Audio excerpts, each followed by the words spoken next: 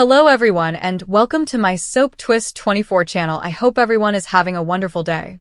Before we begin, please hit the subscribe button and give this video a thumbs up.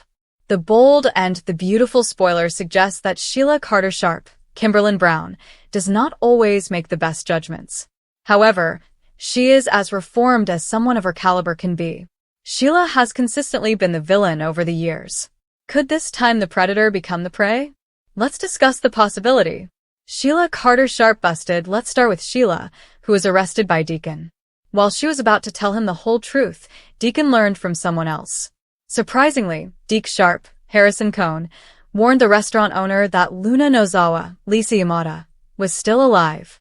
After confronting Sheila, Deacon left her, while Lee Finnegan, Naomi Matsuda, told the waitress that Deacon would return. This could signal the end of their marriage. Taylor Hayes, Rebecca Budig, isn't a fan of Sheila's and has never been. Deacon Sharp's therapy after discovering the truth, Deacon sought Taylor out. While Taylor agreed to advise him, she is also aware that it is a risky area. Can Taylor truly be objective enough to counsel Deacon on his marriage to Sheila? Taylor Hayes falls too quickly. The bold and the beautiful spoilers state that Deacon and Taylor had a moment during therapy. There was a link when they were in the same situation a few years ago. However, nothing ever came of it. This time, Taylor and Deacon may swiftly develop a romance. However, it may be too soon following Taylor and Deacon's breakups with Ridge Forrester, Torsten Kay, and Sheila. Was Sheila Carter Sharp terrorized? What if Deacon is pulled back to Sheila again? Taylor has historically been a decent character, so it might be time for her to become dishonest and nasty in order to make herself more interesting. What if she refuses to let Deacon leave? What if Taylor, a respected psychiatrist, goes off the rails and begins terrorizing Sheila? For starters, no one would believe Sheila given her past. It's also hard to imagine Taylor being so harsh. Sheila may encounter a wall of doubt from others, especially if Taylor tries hard to maintain her cover while people are there. The other factor is that some may argue that it is karma for Sheila. After all, she caused significant harm to a large number of people in Los Angeles. Has she truly atoned for her misdeeds now that she has been reformed? Perhaps this is the soap's way of balancing the scales, so keep tuned. Sheila Carter Sharp had always been a storm, a destructive force that swept across Los Angeles, leaving broken hearts and ruined lives in her wake. For years, she had played the villain with deadly precision, her machinations as complex as they were destructive. But now, as the dust fell on her most recent chapter, Sheila found herself in a new position, not as the predator, but as victim. The woman who had previously engineered fear was now on the receiving end, and the irony was not lost on her. Everything had unraveled so swiftly. Sheila decided to tell her husband, Deacon Sharp, about the secrets she had been harboring. She had rehearsed the words and planned the scene, knowing that the truth of Luna Nozawa's existence would upset him to the core. But before she could confess, the truth passed through her fingers like sand. Deacon was alerted by Deke Sharp, a young man with his own stake in the family's complicated web, rather than by her voice.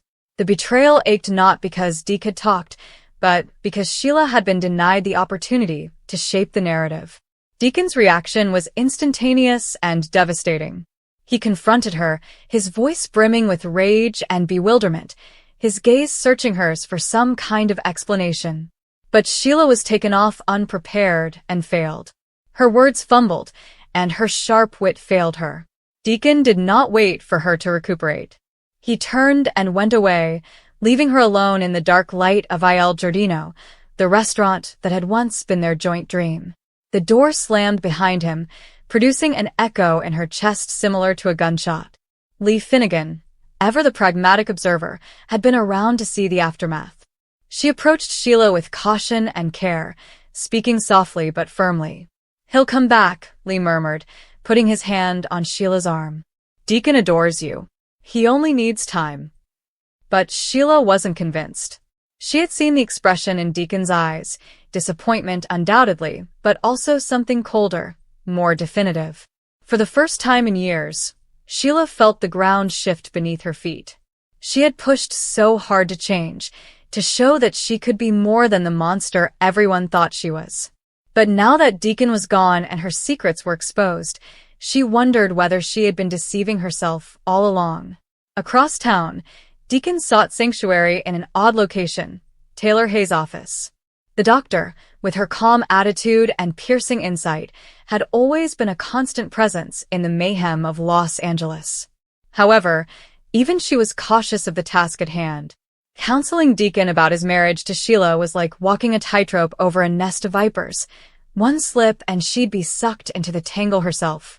Taylor had never been a fan of Sheila's, her skepticism stemming from years of witnessing the lady wreak havoc on the lives of those she loved.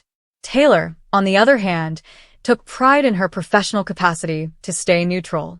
She decided to assist Deacon, despite a small voice in the back of her mind cautioning her that this was dangerous ground. The treatment session started innocently enough.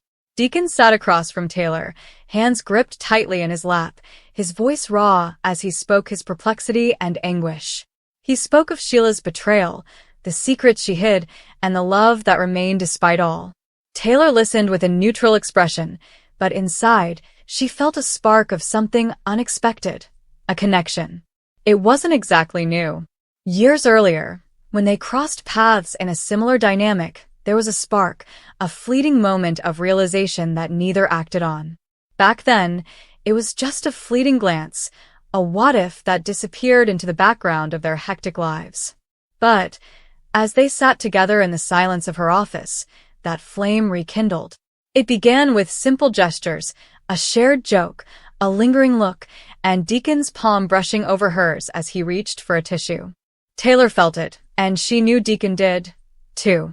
She attempted to brush it aside, focusing on her duties as his therapist, but the draw was too strong.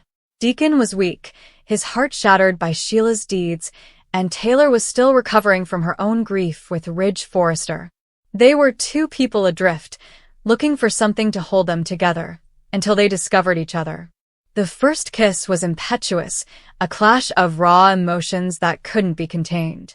After a particularly emotional session, Deacon's voice broke as he expressed his dread of never trusting Sheila again. Taylor stretched out to console him, and before she knew it, their lips connected. It was brief, almost tentative, but it altered everything. They drew back, shocked, their breathing unsteady. "I'm sorry," Taylor responded immediately, her cheeks flushing. "That was unprofessional. It won't happen again." But Deacon's eyes met hers, and she saw a longing that mirrored her own. "Don't apologize," he stated softly. "I felt it too." After that, it was a quick drop.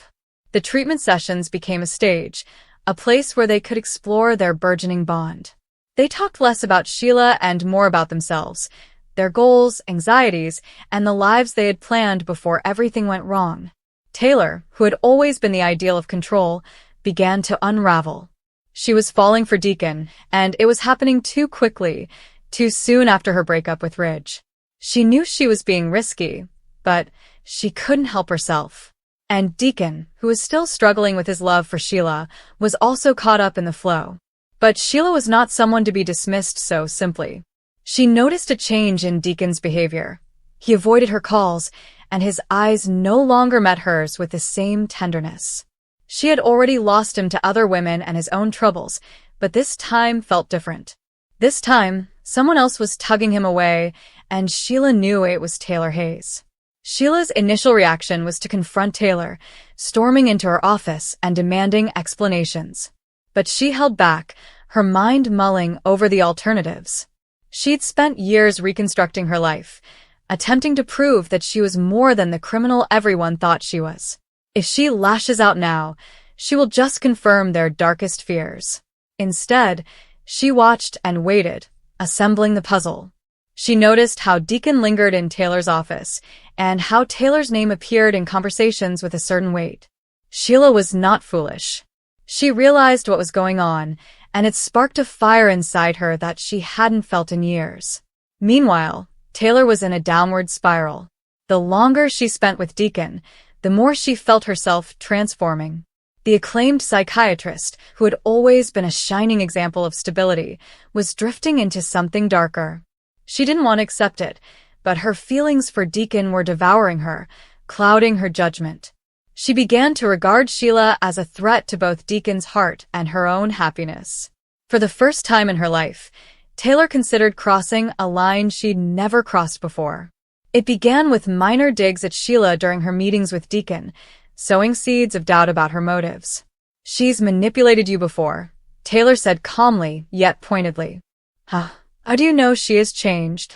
Deacon, still reeling from Sheila's betrayal, absorbed her words like a sponge. Taylor was aware she was playing a risky game, but she couldn't stop herself. She wanted Deacon and was willing to do anything to keep him. But Taylor's deeds did not go unnoticed. Sheila, ever the survivor, began to piece together the facts. She noticed the way Taylor looked at Deacon, how she stayed a bit too long when they were together. Then there were whispers, rumors from mutual acquaintances about Taylor's increasing feelings for Deacon. Sheila's blood boiled, but she remained calm. She had long ago realized that revenge was best served cold. One evening, Sheila resolved to take matters into her own hands. She followed Deacon to Taylor's office, observing from afar as they exited together, their heads bowed close in conversation. The sight was a knife in her heart, but it also strengthened her resolve. If Taylor wanted to play dirty, Sheila was more than willing to match her. The next day, Sheila went to Taylor's office under the guise of seeking therapy. Taylor, taken off guard, consented to visit her, despite her obvious unease.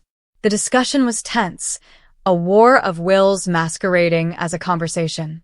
Sheila spoke with earnestness about her wish to salvage her marriage, but her eyes were fixed on Taylor's every reply.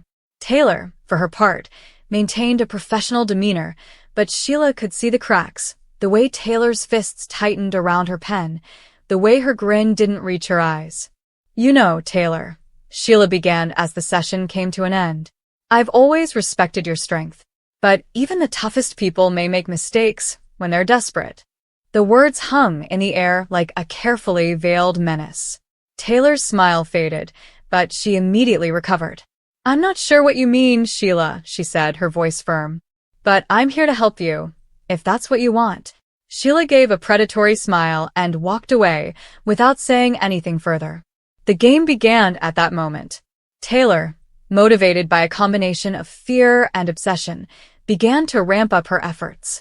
She began leaving anonymous notes for Sheila, which were initially subtle, warnings to avoid Deacon, veiled threats about her past catching up with her. But as the days went, the notes became darker and more threatening. Sheila found them everywhere, in her car, under her apartment door, and even tucked into the pages of an Il Giardino menu. The messages were typed and untraceable, but Sheila knew who sent them. Taylor was playing a hazardous game, and Sheila was prepared to call her bluff. The tipping point came one night when Sheila received a call from an unknown number. The voice on the other end was distorted and artificial, but the words were clear. "Sheila, you do not belong here." Sheila's pulse beat with wrath rather than fear. She had been tormented before, but this time she was not going to flee. She hung up the phone and instantly began plotting her retaliation. Sheila's initial move was to confront Deacon. She discovered him in Il Giardino, his face haggard with exhaustion. "We need to talk," she stated quietly but firmly. Deacon hesitated, his eyes flashing with shame, but then nodded. They sat in a secluded area of the restaurant, the hum of conversation contrasting sharply with the tension between them. "I know about you and Taylor," Sheila replied, getting right to the point. Deacon's eyes widened, but he did not dispute it. "Sheila, he started, but she stopped him. I'm not here to beg you to come back," she told me. "But you need to understand what she is doing. Deacon, she's attempting to tear us apart. She's been sending me threats and attempting to scare me away." She took out one of the notes and slid it over the table. Deacon's face turned pale as he read it, and his hands trembled. "This can't be Taylor," he remarked, with uncertainty in his voice. Sheila pushed her advantage. "You recognize her, Deacon. She isn't as perfect as she appears. She is hurt just like you, and she is lashing out. But I'm not going to let her win." Deacon remained silent, his thoughts racing. He had witnessed Taylor's passion and vulnerability, but he never believed she would go so far. The notion of her torturing Sheila, The woman he had once loved so deeply was nearly unbearable. But when he glanced at Sheila, her eyes bright with resolve, he felt a tug he hadn't felt in weeks. She was battling for him and them in a manner Taylor had never done. The following day, Deacon confronted Taylor. He showed her the note, his voice steady, but tinged with fury. "Is this you?" he asked. Taylor's face became white, and her carefully prepared facade crumbled. "Deacon, I don't know what you're talking about," she muttered, but her expression betrayed her. Deacon shook his head, clearly disappointed. "I trusted you," he explained. "I thought you were better than this." Taylor's world came crumbling down. She'd crossed a line, and now she was paying the consequences. She tried to explain and defend her behavior, but Deacon had already walked away. Taylor felt the weight of her own darkness for the first time in her life, realizing she had transformed into the same thing she detested. Sheila, on the other hand, had fared poorly. She'd exposed Taylor, but at what cost? Deacon remained torn, his emotions divided between the two ladies. The residents of Los Angeles, who had always viewed Sheila as the culprit, were eager to discount her accusations. "Sheila's lying," they remarked. "She's just trying to manipulate Deacon again." Even Lee, who had previously comforted her, looked at her suspiciously. The wall of uncertainty was impenetrable, and Sheila recognized that no matter how much she changed, her history would forever define her. But Sheila was nothing if not tenacious. She had endured worse: imprisonment, treachery, and the loss of everything she valued. If Taylor wanted a fight, Sheila would give her one. She began gathering evidence, recording every note, call, and covert poke. She knew proving Taylor's guilt would be a difficult task, but she was up for the challenge. This wasn't just about salvaging her marriage. It was about proving to herself and the world that she was greater than the sum of her faults. The tension in Los Angeles increased over the course of several weeks. Taylor, embarrassed but not defeated, doubled down on her efforts to reclaim Deacon. She apologized and pledged to change, but her desperation drove him further away. Deacon, stuck in the midst, sought to understand his sentiments. Despite everything, he still loved Sheila, but Taylor had instilled in him a desire for a new type of existence, one devoid of the instability Sheila appeared to bring with her. The turning point occurred during a charity banquet presented by Forrester Creations. The gala was a magnificent affair, with Los Angeles's elite congregating beneath the chandeliers of the Forrester home. Sheila attended, her head held high despite the whispers around her. Taylor was also there, watching Deacon from across the room with a tight smile. The air crackled with tension, and everyone could see that something was going to break. It began with a confrontation in the garden, out of sight of the guests. Sheila approached Taylor, her voice quiet and calm. "This ends tonight," she said. "You have gone too far, Taylor. I've got proof, notes, tapes, everything. If you don't back down, I'll make sure everyone knows what you've done." Taylor chuckled, a brittle sound that escaped her eyes. "Do you think anyone will believe you?" she stated. "You are Sheila Carter. You're the villain, remember? I am the respected and trusted psychiatrist. You're nothing but a liar."